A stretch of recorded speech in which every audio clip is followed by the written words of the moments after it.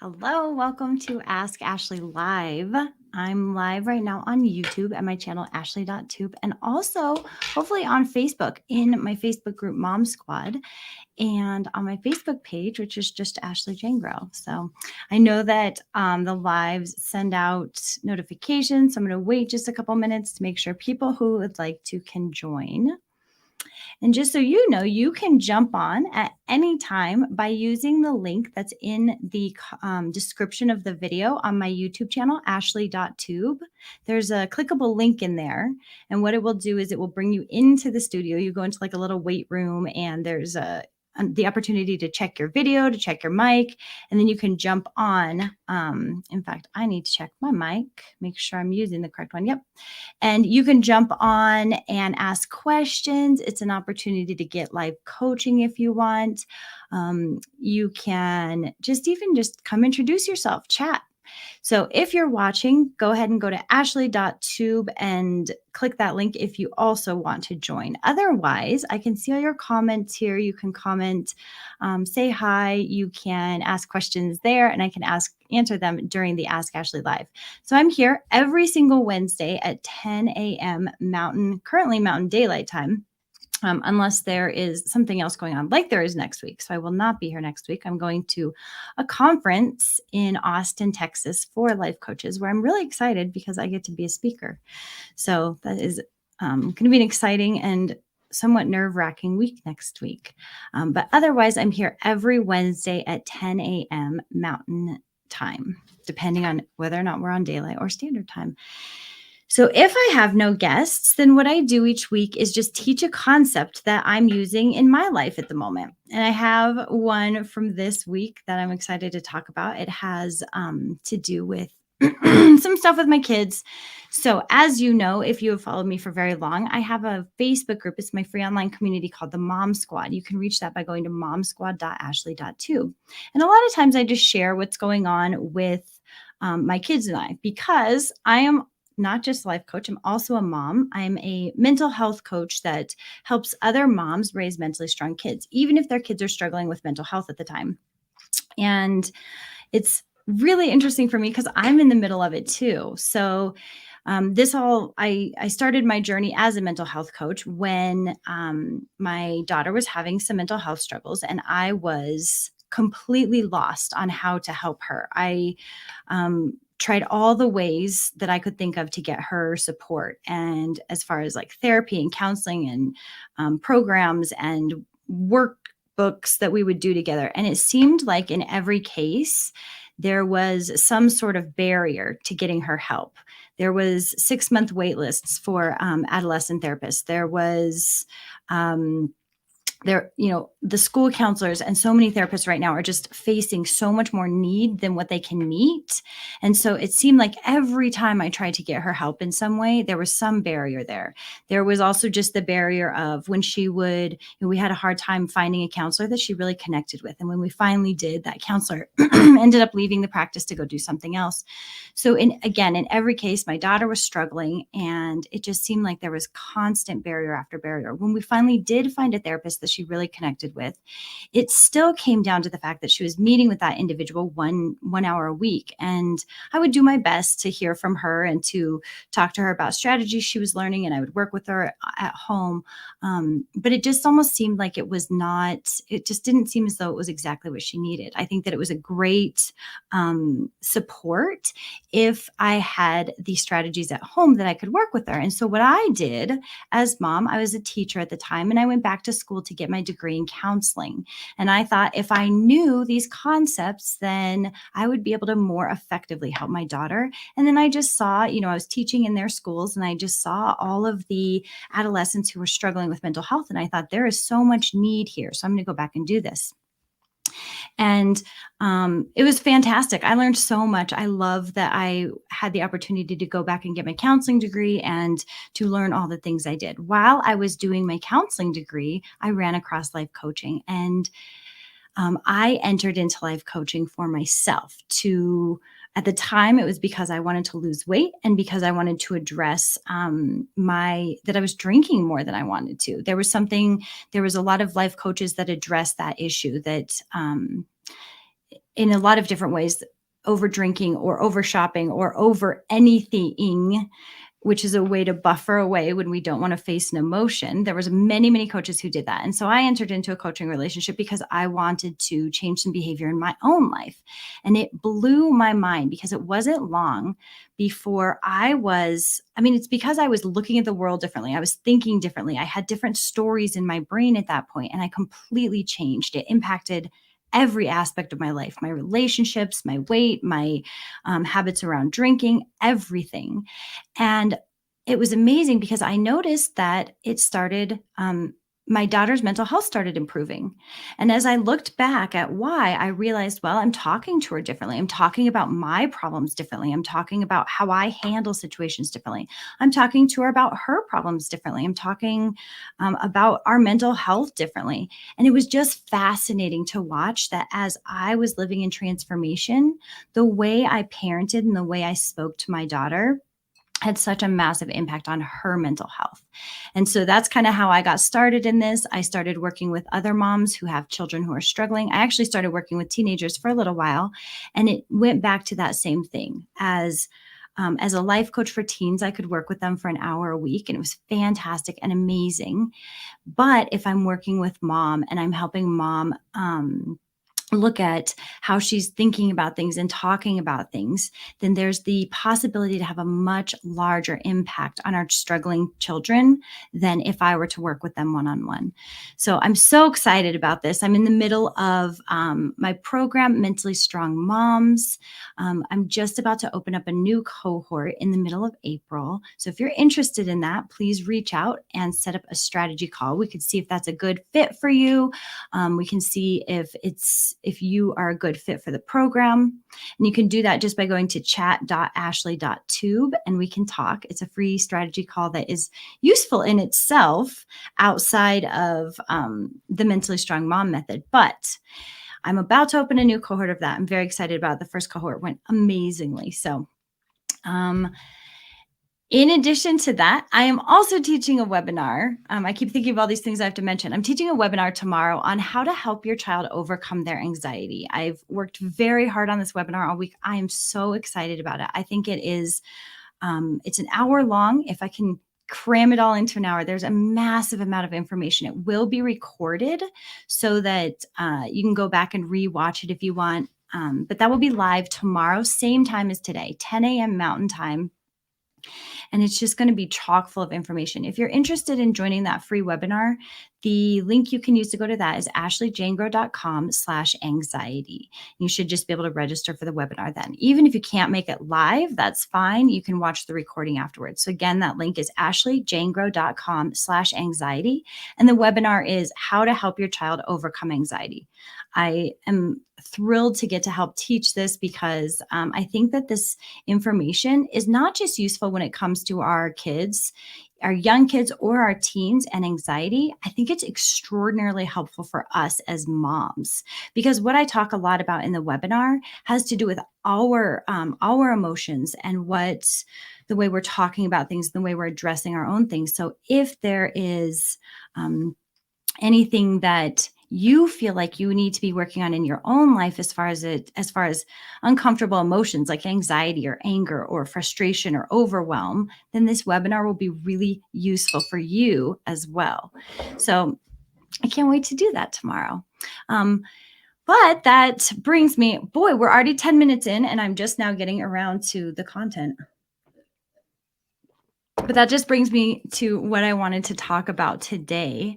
And it's just something I've been thinking about a lot and about with my kids is how prominent is for our kids right now to be able to distract themselves from negative emotions. Like there are approximately 1 billion ways that our kids can distract themselves away when they're feeling boredom, when they're feeling frustration, when they're feeling annoyed, when they're feeling anxious, any of these things. They have so many options to distract themselves and keep from having to feel any of these emotions. And we do too, as moms. We have, social media and we have eating and we have drinking and we have all these different options that we can use so that we don't ever have to feel icky. And I've been thinking a lot about this because I believe that this is a huge reason that our kids do experience anxiety. We get this idea in our minds, we get this story about anxiety in our heads that anxiety should not be felt, that it's uncomfortable, and so therefore we shouldn't feel it. We have a story in our heads that we should always feel comfortable, that we should feel happy and calm and at peace and all of these things. And it's this reality says that no, sometimes life will feel uncomfortable. There will be overwhelm and anxiety and nervousness and worry and all these uncomfortable, like vibrations that are just uncomfortable in our bodies. Those exist. We can never completely get rid of them. What we can do is learn to feel them so that so we're training our brains that they're not a danger. We can look at how we look, how we think about those emotions. We can look at what is our story about those emotions to avoid piling a problem on top of an already uncomfortable emotion. So the way I like to think about it is, we might have anxiety or we might have worry or nervousness or this really uncomfortable emotion. I make a circle because that's kind of how it feels in my body. It's all like a bowling ball shape in my stomach when I feel one of these uncomfortable emotions. And we have this emotion, it's about this big, and it's uncomfortable, but not unmanageable. But what we do when we have a story about it, like I shouldn't be feeling this, or something has gone wrong, and this emotion is evidence that something has gone wrong, or whatever story it is that is in, or I can't handle this, or this is too much for me. Then we take this emotion that's this big and we make it this big. We pile another layer on top of that emotion.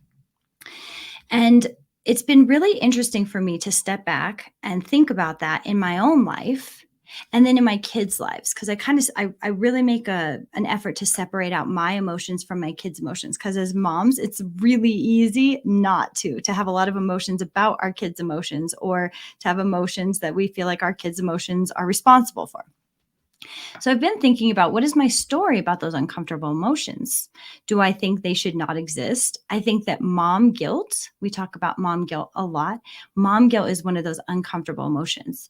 And I tend to add the story onto mom guilt. I did something wrong and that's why I'm feeling this way. So I have my mom guilt, and then I layer this other problem on top of it by telling myself I did something wrong. And this is all rooted in the fact that I know my thoughts are not true. They're not factual. They're based in habits. They're based in, just a habitual thinking that has come from my childhood and my past and all of these things. So I started asking myself, is that really true? Have I done something wrong? Is that why I'm feeling this mom guilt? And I realize more often than not, no, I did not do something wrong. If I did, I can obviously go apologize. But often I didn't do something wrong. I'm feeling like I did just because I'm feeling like if there's an uncomfortable emotion in my body, it means something went wrong. So when I can take a step back and remind myself, yeah, this is uncomfortable. It's not unmanageable, but it doesn't feel great, and it's normal. And it doesn't mean anything went wrong. And it means just that I'm feeling an uncomfortable emotion. And that allows me the space to sit there and allow it. Now, something happened yesterday that I was feeling a lot of mom guilt about, and it was really hard for me to sit with it because my daughter was also feeling uncomfortable.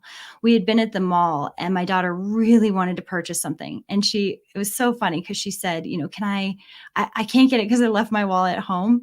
And also I don't have any money in my wallet. And we were laughing about that because it was very funny the way she said it. But she really, really wanted this item at the mall. And it's been a consistent thing that I'm teaching her, don't spend your money right when you get it, because she gets paid for doing different chores and things. And I'll remind her, don't spend your money right when you get it, because you might run across something you really, really want and then you won't have any. So I knew I needed to say no. And it was so uncomfortable for me because it frustrated her. She was disappointed and she was sad about it. And she was a little bit irritated with me that I wouldn't just buy her the thing we wanted because we were right there and it was right there and she could come home and work off the money. And, she had all these reasons and I had to stay with, no, we're not getting that thing because this is a good lesson for you in not spending all of your money before you know what it is that you want, so you can save it up and get something you want. And we got home and she went upstairs in her room, which isn't very typical. Usually she's, hanging out with us, and she went up in her room and was working on some things. And I asked her, are you feeling upset about that? And she told me no, that she was just doing some other things, but I could tell that something was a little bit off.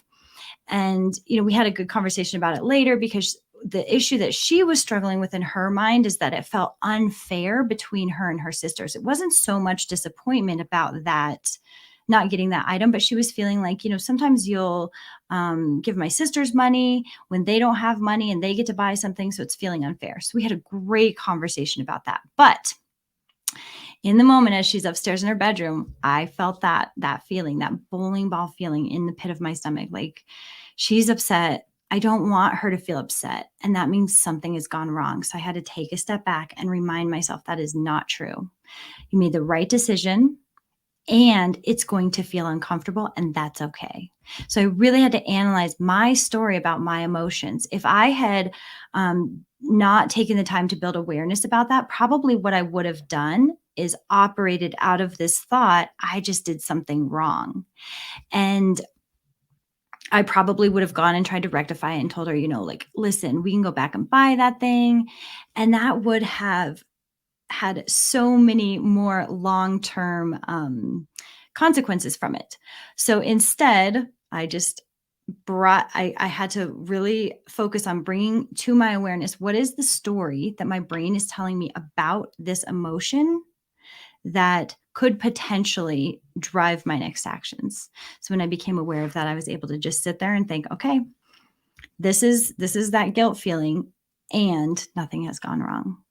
And pretty soon, what I do is I take myself through a process to process an emotion, so that I'm retraining my brain that it's not a danger. So I'm not adding that problem on top of problem on top of problem. And pretty soon the emotion dissipated, and it did for her as well. And it was okay. And then we had the conversation about the fairness piece, and everything was fine. But the reason this is so important to ask myself, okay, I'm having this uncomfortable emotion.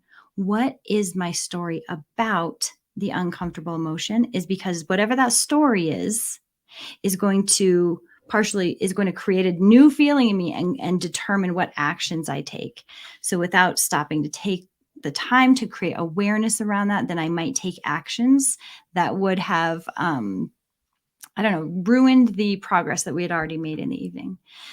So I think this is such an extremely valuable tool for us as moms to ask ourselves, okay, what story am I telling myself about this uncomfortable emotion? And it's not easy to determine what that story is. It takes some real focus.